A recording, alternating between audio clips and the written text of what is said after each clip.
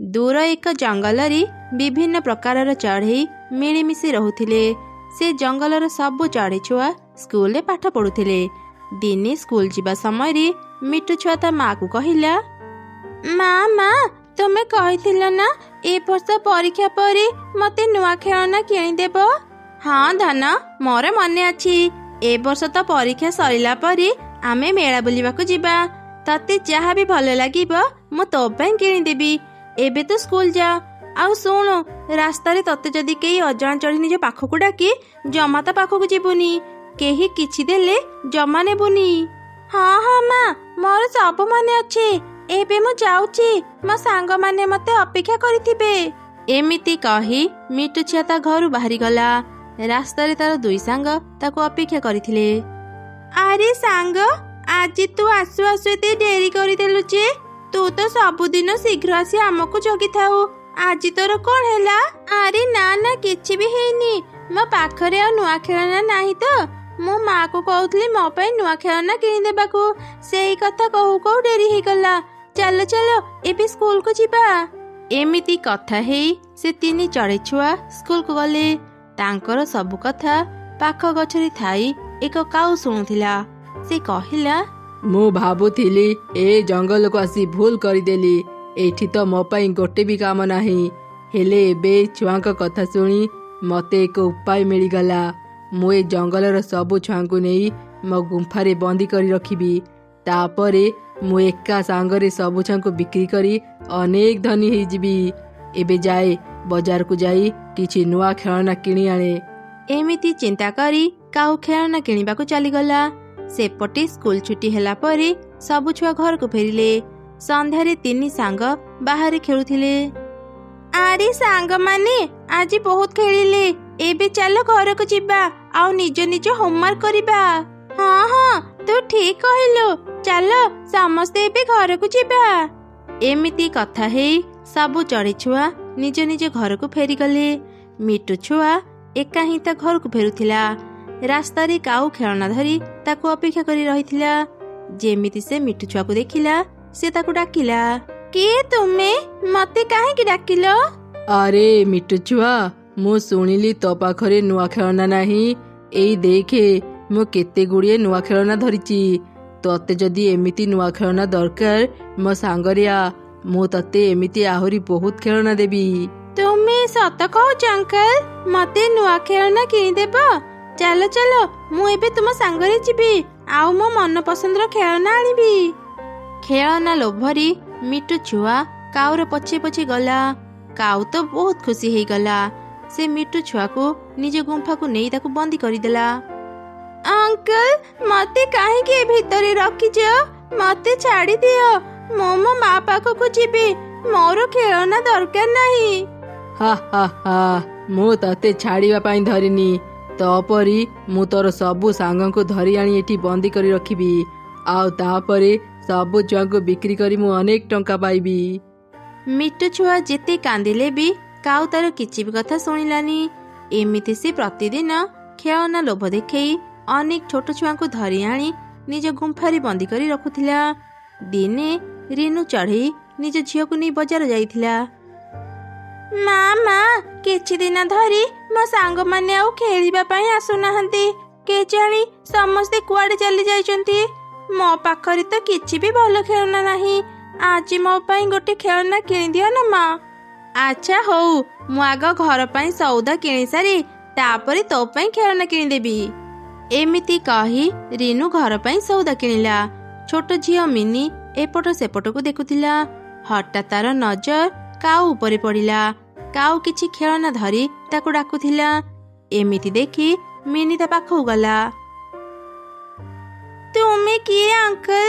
ମତେ ଏମିତି ଡାକିଲ କଣ ପାଇଁ? ଆରେ ଝିଅ ତତେ ଖେଳନା ଦରକାର କି? ମୋ ପାଖରେ ଏମିତି ଆହୁରି ଅନେକ ଖେଳନା ଅଛି। ଯଦି ତୁ ସେସବୁ ନେବୁ ମୋ ସାଙ୍ଗରେ ମୋ ଘରକୁ ଆ। ଆଚ୍ଛା ଠିକ ଅଛି ଚାଲ ମୁଁ ତୁମ ସାଙ୍ଗରେ ଯିବି। ମିନି ବି ଖେଳନା ଲୋଭରେ କାଉର ପଛେ ପଛେ ଗଲା।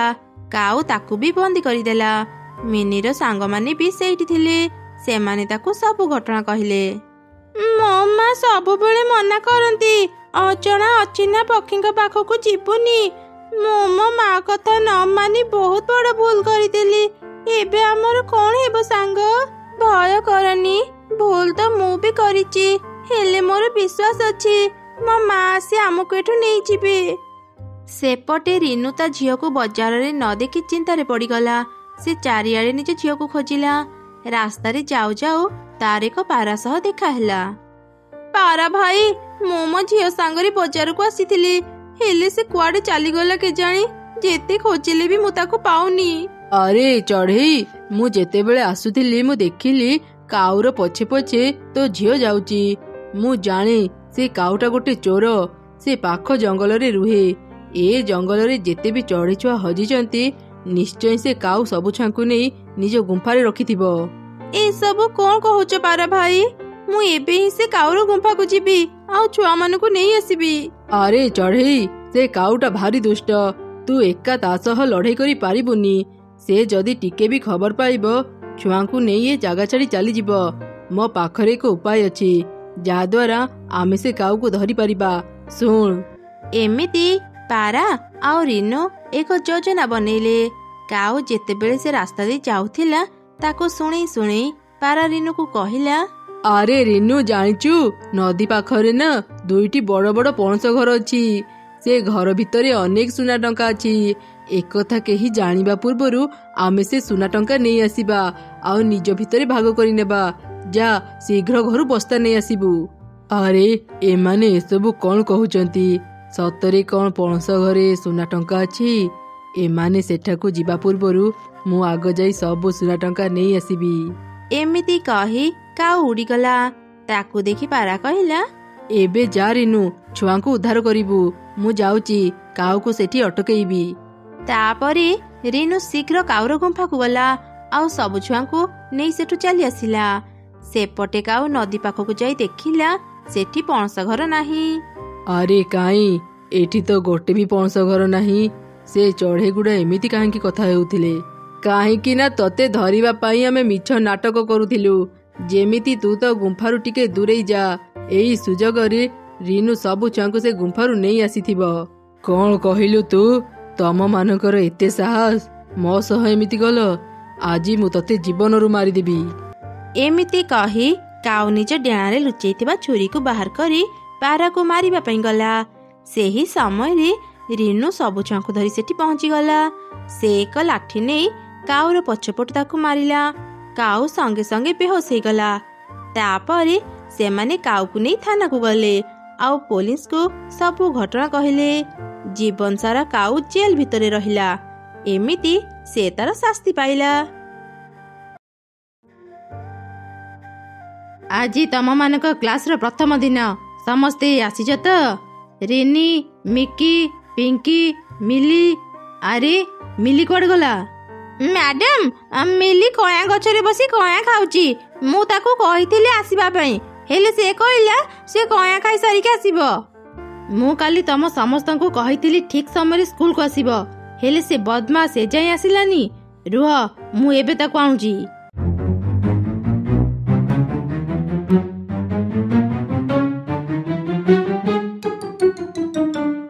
ମ୍ୟାଡାମ, କ'ଣ କରୁଛନ୍ତି? ମତେ ଛାଡ଼ନ୍ତୁ, ନହେଲେ ମୋ କାନ ଛିଡ଼ିଯିବ। ଛିଡ଼ି ଗଲେ ଆଉ ଥରେ ସିଲେଇ କରି ଲଗେଇ ଦେବୁ। ଠିକ୍ ସମୟରେ ସ୍କୁଲକୁ କାହିଁକି ଆସିନଥିଲୁ କହ? ମ୍ୟାଡାମ, ମତେ ଭାରି ଭୋକ ଲାଗୁଥିଲା ତ, ସେଥିପାଇଁ ଭାବିଲି କିଛି କଇଁଆ ଖାଇସାରେ ତାପରେ ଯିବି। ତୋ ସହ କଥା ହେଇ ମୁଁ ସମୟ ନଷ୍ଟ କରିବାକୁ ଚାହୁଁନି। ଆଜି ମୁଁ ତମମାନଙ୍କୁ ଶିଖେଇବି ଚିତ୍କାର କରି ମଣିଷମାନଙ୍କୁ କେମିତି ଡରେଇବ। ମ୍ୟାଡାମ, ଏଇ ଦେଖନ୍ତୁ, ଆମ ସ୍କୁଲ ପାଖ ଦେଇ ଏକ ମଣିଷ ଯାଉଛି। ତାକୁ ଡରେଇ ଆମ କ୍ଲାସ ଆରମ୍ଭ କରନ୍ତୁ। ହଁ, ତୁ ଠିକ୍ କହିଲୁ। ଏଇ, ତୁ ମତେ କ'ଣ ଆଦେଶ ଦଉଛୁ? ନା ନା ମ୍ୟାଡାମ, ରାଗନ୍ତୁନି। ମୁଁ ସେ ଲୋକଟାକୁ ଦେଖି ଭାବିଲି ଆପଣ ତାକୁ ଡରେଇବେ ଆଉ ଆମେ ଆପଣଙ୍କ ପାଖରୁ କିଛି ଶିଖିପାରିବୁ। ମୁଁ କାହା କଥା ବି ଶୁଣେନି। ମୋର ଯାହା ଇଚ୍ଛା ମୁଁ ସେଇଆ କରେ। ଏବେ ଦେଖ ମୁଁ ସେ ଲୋକକୁ କେମିତି ଡରଉଛି।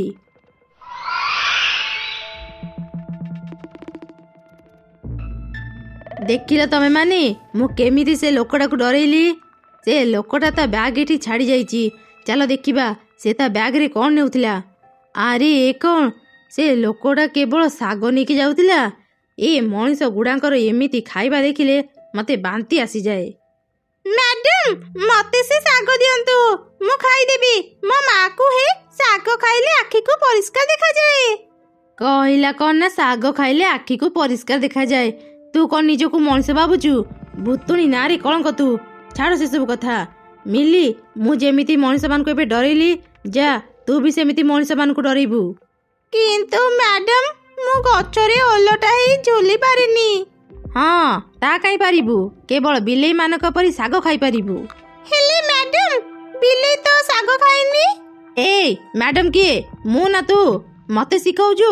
ତମେ ମାନେ କ୍ଲାସରେ ବହୁତ ପାଟି କରୁଛ। ରିନି, ପିଙ୍କି, ମିଲିର ଗୋଡ଼ ଧରି ତାକୁ ଓଲଟା ଝୁଲାଅ।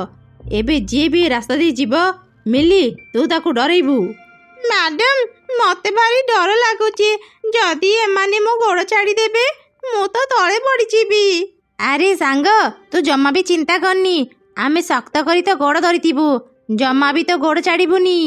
ଏମିତି ରିନି ଆଉ ପିଙ୍କି ମିଲିର ଗୋଡ଼ ଧରିଲେ। ମିଲି ଗଛରେ ଓଲଟା ହେଇ ଝୁଲି ରହିଲା ଆଉ ମଣିଷ ଆସିବାକୁ ଅପେକ୍ଷା କଲା। ଏଇ ତ ଆଗରେ ଗୋଟିଏ ସ୍ତ୍ରୀ ଲୋକ ଆସୁଛି। ହେଲେ ଏବେ ତ ବର୍ଷା ନାହିଁ, ସେ ଛତା କାଇଁ ଧରିଛି? ମୁଁ ତାକୁ ଡରିବାକୁ ରେଡି, ସେ ଖାଲି ମୋ ପାଖକୁ ଆସୁ। ଯେମିତି ସେ ସ୍ତ୍ରୀ ଲୋକ ମିଲିର ପାଖକୁ ଆସିଲା, ମିଲି ତାକୁ ଡରେଇଲା। ସେ ସ୍ତ୍ରୀ ଲୋକ ଧରିଥିବା ଛତା ଖସି ପଡ଼ିଲା।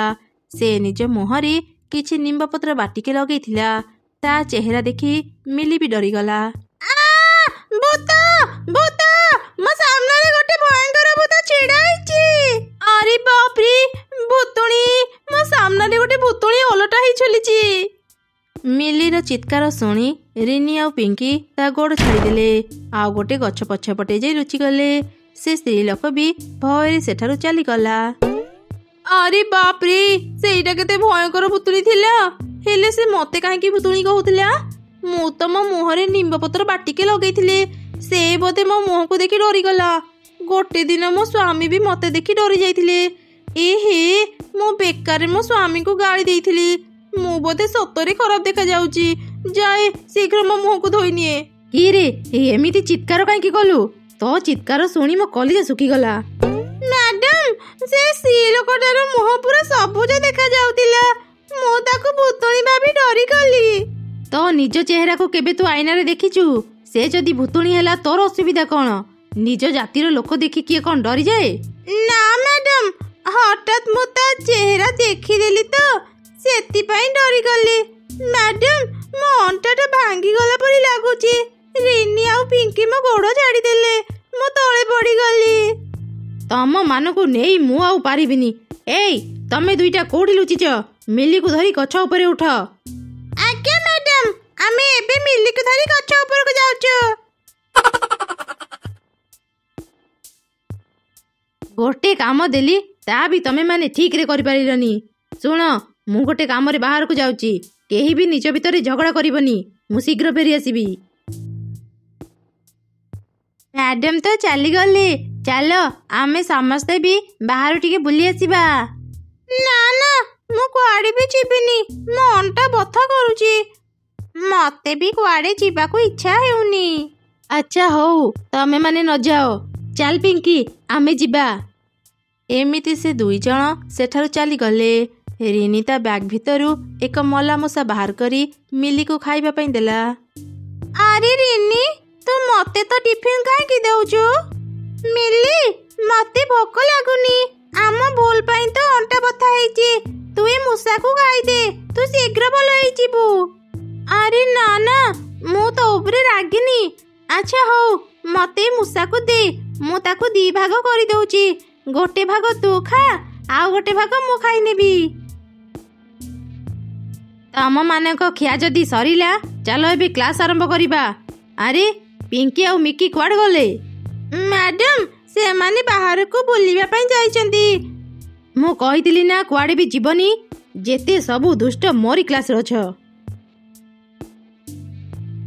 ମ୍ୟାଡାମ ରାଗନ୍ତୁନି, ଆମେ ଆସିଗଲୁ। ଆଚ୍ଛା ହଉ, ଏବେ ମୋ କଥା ମନ ଦେଇ ଶୁଣ। ଏବେ ମୁଁ ତମମାନଙ୍କୁ ନିଜ ହାତ କେମିତି ଲମ୍ବା କରିବ ଶିଖେଇବି।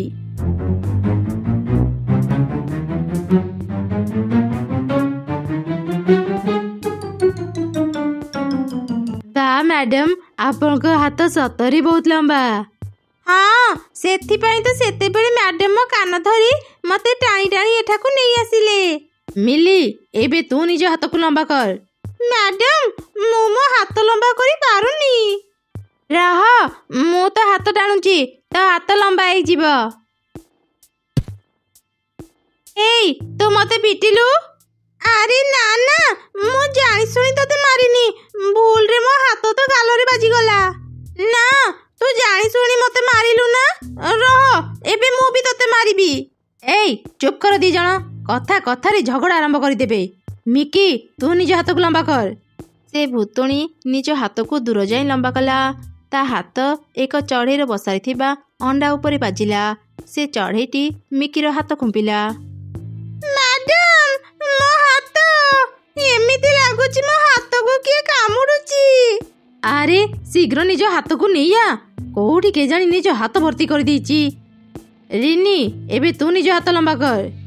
ମ୍ୟାଡାମ, ମୋର ତ ଏତେ ଦୂର ଯାଏ ହାତ ଲମ୍ବା ହେବନି, ହେଲେ ହଁ, ମୁଁ ମୋ ହାତ ଲମ୍ବା କରି ଆପଣଙ୍କ ବ୍ୟାଗ୍ ଆଣି ଦେଇପାରିବି। ଏଇ କରୁଛୁ କ'ଣ? କାହାକୁ ବି ନ ପଚାରି ତାଙ୍କ ଜିନିଷ ନିଅନ୍ତିନି। ମ୍ୟାଡାମ, ଏ କ'ଣ ଲିପଷ୍ଟିକ୍ ଆଉ ବିନ୍ଦି ଆପଣଙ୍କ ବ୍ୟାଗ୍ରେ? ଏସବୁ ନେଇ କ'ଣ କରନ୍ତି ମ୍ୟାଡାମ? ଚୁପଚାପ ମତେ ମୋ ବ୍ୟାଗ୍ ଫେରା, ନହେଲେ ମୁଁ ତତେ ମୋ କ୍ଲାସରୁ ବାହାର କରିଦେବି। ଆଜି ସମସ୍ତେ ମିଶି ମୋ ମୁଣ୍ଡକୁ ଗରମ କରିଦେଲ। ଘରକୁ ଗଲେ ଯାଇ ମୋ ମୁଣ୍ଡ ଥଣ୍ଡା ହେବ। ଏବେ ଯାଅ ନିଜ ନିଜ ଘରକୁ। ଆଜି ପାଇଁ ସ୍କୁଲ ଏତିକି, ଏବେ ସ୍କୁଲ ଛୁଟି।